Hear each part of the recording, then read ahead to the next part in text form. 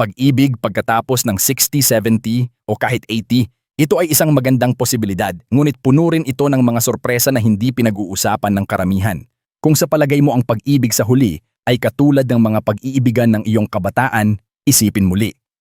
Ngayon, ibabahagi ko sa iyo ang 5 mahirap na katotohanan tungkol sa pag-ibig sa bandang huli sa buhay. Mga katotohanan na maaring makabuo sa iyo ng mas malalim na koneksyon, ngunit makakatulong din sa iyo. Welcome back, where we explore the realities and joys of life's later chapters. Love doesn't stop when we get old. In fact, for many, it becomes even more precious. But late life love is not just a simple fairy tale. It comes with unique challenges and unexpected reality. Sa video na ito, ituturo ko sa iyo ang 5 mahirap na katotohanan na walang sino man ang talagang nagsasabi sa iyo tungkol sa paghahanap at pag-aalaga ng pag-ibig sa iyong mga ginintuang taon. Iniisip mo man na makipag-date muli sa isang relasyon o gusto mo lang malaman kung ano ang hitsura ng pag-ibig mamaya sa buhay, ang pag-unawa sa mga katotohanang ito ay maaaring maghanda sa iyo para sa isang mas masaya, mas malusog na pagsasama. Number 1. Love feels different. Hindi. Katulad noong bata ka pa. Noong bata pa tayo, madalas tayong tinatamaan ng pag-ibig na parang bagyo. Puno ng matinding emosyon, pananabik, pagsinta, at kung minsan ay pagkalito. Iyon ang ipo-ipo na pakiramdam na umaalis sa iyong mga paa, kung saan ang bawat sandali ay pakiramdam ng kuryente at dramatiko. Hinahabol namin ang mga damdaming iyon, ang paniniwalang ang pag-ibig ay nangangahulugan ng mga paputok, mga dakilang kilos, at napakalaking atraksyon. Pero habang tumatanda tayo, nagbabago ang pag-ibig.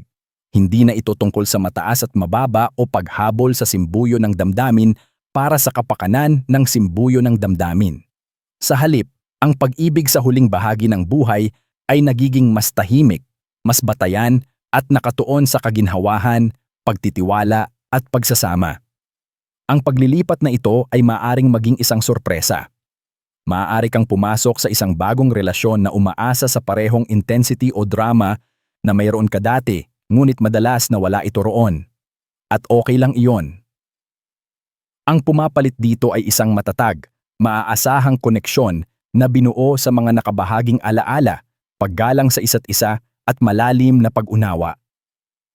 Nagsisimula kang pahalagahan ang mga bagay na tunay na nagpapanatili ng isang relasyon sa paglipas ng panahon. Pasensya kapag nagiging mahirap ang mga bagay, kabaitan sa pang-araw-araw na sandali, at mabuting pagpapatawa upang gumaan ang mga hamon ng buhay. Ang mature na pag-ibig na ito ay hindi marangya, ngunit mayroon itong sariling kakaibang kagandahan at lakas. Ito ay tumatagal ng mas matagal dahil ito ay nag-ugat sa pagtanggap at pagsasama sa halip na paghanga lamang. Ang pag-unawa at pagtanggap sa pagkakaibang ito ay nagbibigay daan sa iyong pahalagahan ang mga relasyon sa huling bahagi ng buhay para sa kung ano talaga sila. Isang banayad, pangmatagalang ugnayan na nagpapalusog sa parehong puso. Numero 2. Kasama mo ang nakaraang baggage. Sa oras na umabot na tayo sa 60s, 70s o higit pa, karamihan sa atin ay nagdadala ng panghabambuhay na karanasan. Kabilang ang mga nakaraang kasal, dalamhati, pakikibaka sa pamilya at kung minsan ay panghihinayang o pagkabigo. Ang mga kwentong ito ay humuhubog kung sino tayo at kung paano natin nakikita ang mundo, ngunit naiimpluwensyahan din nila kung paano tayo lumapit sa bagong pag-ibig. Hindi tulad ng batang pag-ibig, kung saan maaari mong maramdaman na maaari kang magsimula ng bago sa isang malinis na talaan. Ang late life love ay nagsasangkot ng paghahalo ng mga komplikadong kasaysayan.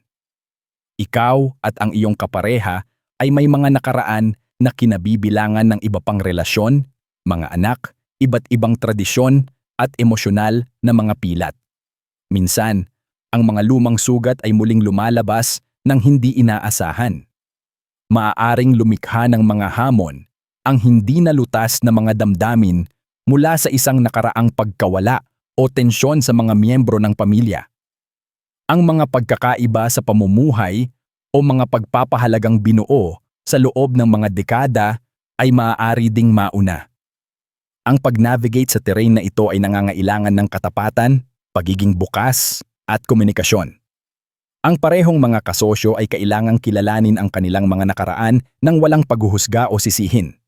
Ito ay tungkol sa pagtanggap ng buong tao, kasama ang kanilang kasaysayan, at pagiging handang gumaling ng sama-sama. Maaaring maging mahirap ang prosesong ito. Maaaring lumitaw ang mga lumang pattern o takot, ngunit kung haharapin mo ang mga ito ng hayagan, lilikha ka ng pundasyon para sa tunay na pagtitiwala at pagpapalagayang loob. Ang pagwawalang bahala sa mga katotohanang ito ay humahantong lamang sa hindi pagkakaunawaan o paulit-ulit na pagkakamali. Ngunit ang pagyakap sa kanila ay nagbibigay ng pagkakataon sa iyong huling buhay na relasyon na maging tunay na matatag at matatag. Bilang 3. Ang mga pisikal na pagbabago ay nakakaapekto sa pagpapalagayang loob. Ang isang mahirap na katotohanan tungkol sa late life love ay ang pisikal na intimacy ay madalas na nagbabago. Ang pagtanda ng katawan ay may iba't ibang pangangailangan. Mga issue sa kalusugan, mga gamot, hormonal shift, lahat ay maaaring makaapekto sa pagnanais at kakayahan. Para sa marami, nangangahulugan ito na hindi gaanong madalas o iba't ibang uri ng pagpapalagayang loob kaysa sa naranasan nila noong kanilang kabataan. Mahalagang kilalanin ito ng hayagan at ayusin ang mga inaasahan ng walang kahihiyan o kahihiyan. Ang pag-ibig ay hindi lamang tungkol sa pisikal na koneksyon. Ang emosyonal na intimacy ay maaaring maging pangunahing pinagmumulan ng pagiging malapit. Ang paghawak kamay, pagbabahagi ng mga alaala, at simpleng pagiging naroroon para sa isa't isa ay makapangyarihang paraan upang mapanatili ang lapit. Ang pag-unawa dito ay nakakatulong na maiwasan ang pagkabigo at hinihikayat ang isang mas malalim na ugnayan batay sa paggalang at lambing. Numero 4. Ang kahabaan ng buhay at pagkawala ay mga constant shadow.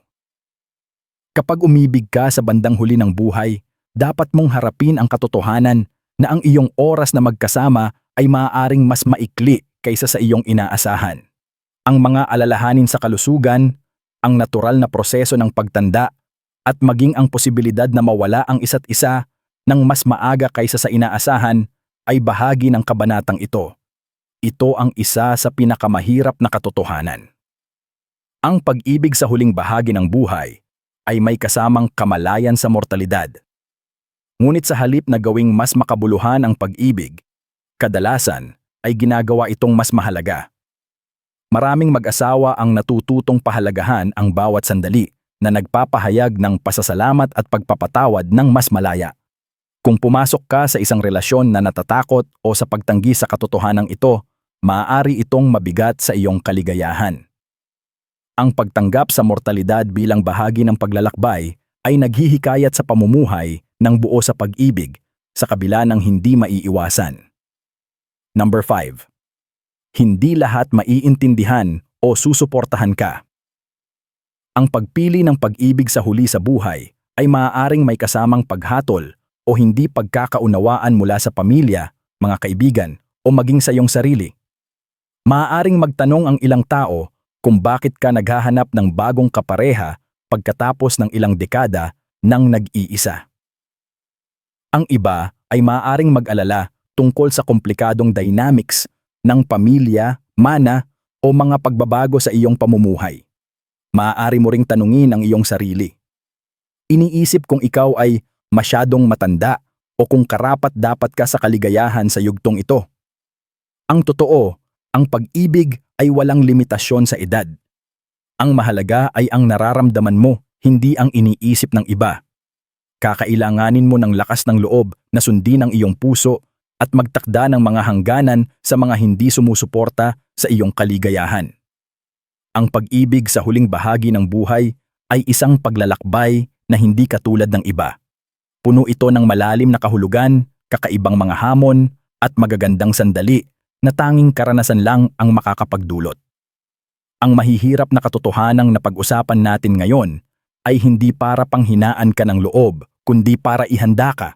Kapag tinanggap mo ang mga katotohanan ito, nagbubukas ka ng pinto sa isang pag-ibig na tapat, mahabagin at pangmatagalang.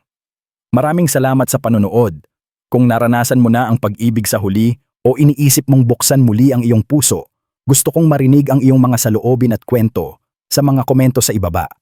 Huwag kalimutang i-like ang video na ito kung nakatulong ito sa iyo at mag-subscribe para sa mas totoong usapan tungkol sa buhay, pag-ibig at kaligayahan sa ating mga susunod na taon. Hanggang sa susunod, ingatan ang iyong sarili at panatilihing bukas ang iyong puso.